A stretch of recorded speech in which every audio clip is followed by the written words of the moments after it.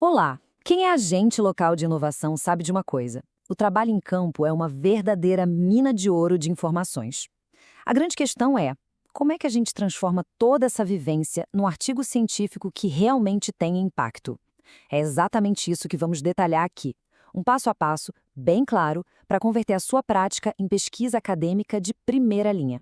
Bom, o nosso caminho aqui já está todo traçado. A gente vai começar valorizando o tesouro que já está nas mãos de cada um.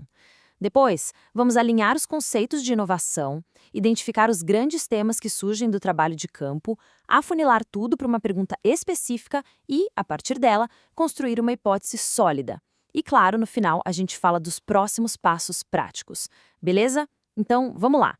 Então, para começar, o ponto mais importante de todos, a base do seu artigo. Ela já existe. E ela não está em nenhum livro, está no seu dia a dia. Pensa só, cada visita, cada diagnóstico, cada conversa com os empresários aí em Minas Gerais, tudo isso, gente, é a matéria-prima da sua pesquisa. Pensa um pouco nisso aqui. Acompanhar mais de 20 pequenas e microempresas dá uma perspectiva que, olha, pouquíssima gente tem. É um acesso direto, sabe, em primeira mão, de como a inovação acontece de verdade, na prática, bem ali nos negócios que fazem a nossa economia girar. E o ponto-chave dessa citação do Manual do Sebrae é justamente esse. Ela mostra uma vantagem competitiva, assim, gigantesca. Ter acesso a dados primários, direto da fonte, é algo que muito pesquisador da academia só sonha. Essa porta aberta para a realidade das empresas, esse é o seu grande diferencial, de verdade. Ok, então a gente tem todo esse material riquíssimo nas mãos, mas como fazer com que ele seja entendido e mais valorizado no mundo acadêmico? É mais simples do que parece. A gente precisa falar a mesma língua. É por isso, exatamente por isso, que padronizar o conceito de inovação é tão crucial. E a nossa grande bússola para isso é um Manual de Oslo, que é a referência global no assunto. O princípio fundamental dele, como a gente vê aqui, é que inovação não é uma coisa abstrata, um feeling, não. É um fenômeno concreto que pode ser observado, registrado e, o mais importante de tudo, pode ser medido. Olha só a definição formal, direto do manual. E presta bem atenção nessas palavras-chave aqui: disponibilizado para os usuários ou implementado na organização. Isso aqui muda o jogo. Uma ideia genial no papel ou trancada na gaveta é só uma invenção. Ela só vira uma inovação de verdade quando vai para o mundo e gera valor real. E aqui a gente vê essa conexão de forma perfeita. O programa Ali do Sebrae, ele não é uma coisa isolada, sabe? Ele foi construído em cima de uma base muito sólida, a metodologia do Manual de Oslo. O que isso quer dizer na prática? Quer dizer que o trabalho que já é feito em campo está, por natureza, alinhado com o que existe de mais avançado na pesquisa em inovação no mundo todo.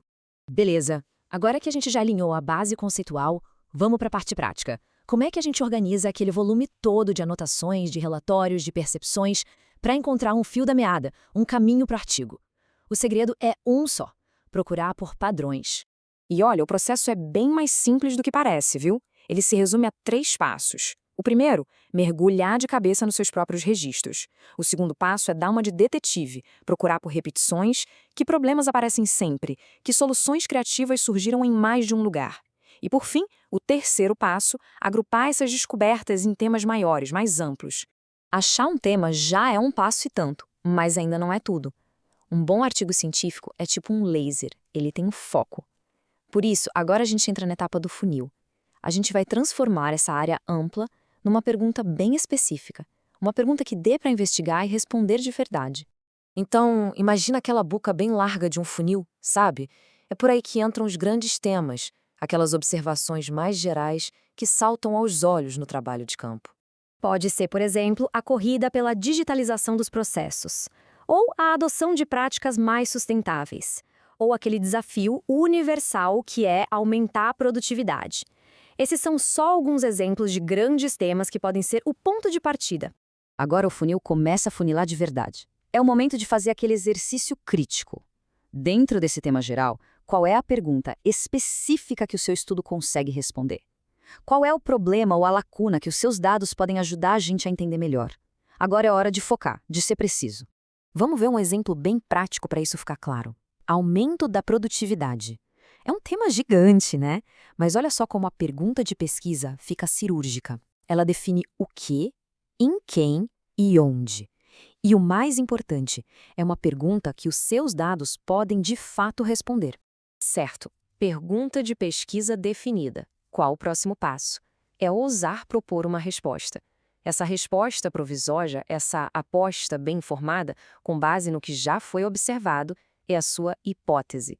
Ela é o coração do seu argumento, aquilo que o seu artigo vai se dedicar a testar.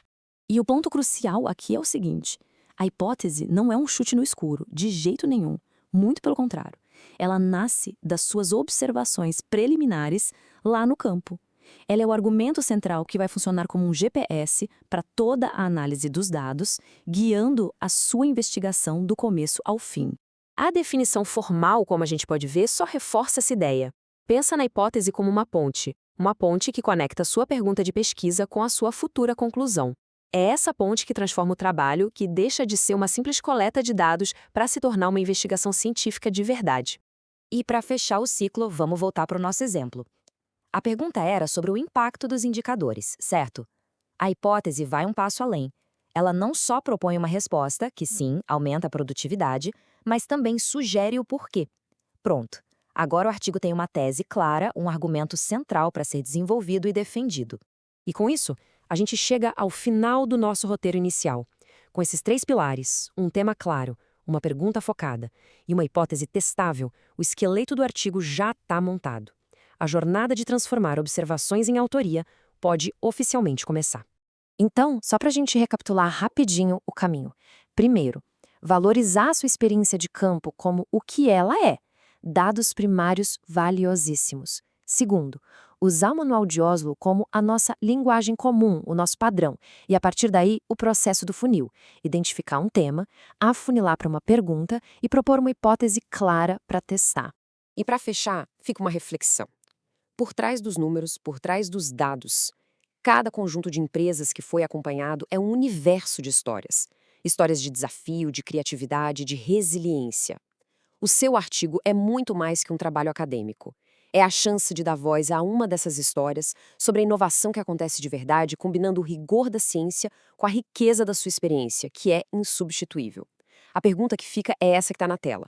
Qual história sobre a inovação em Minas Gerais o seu artigo vai contar?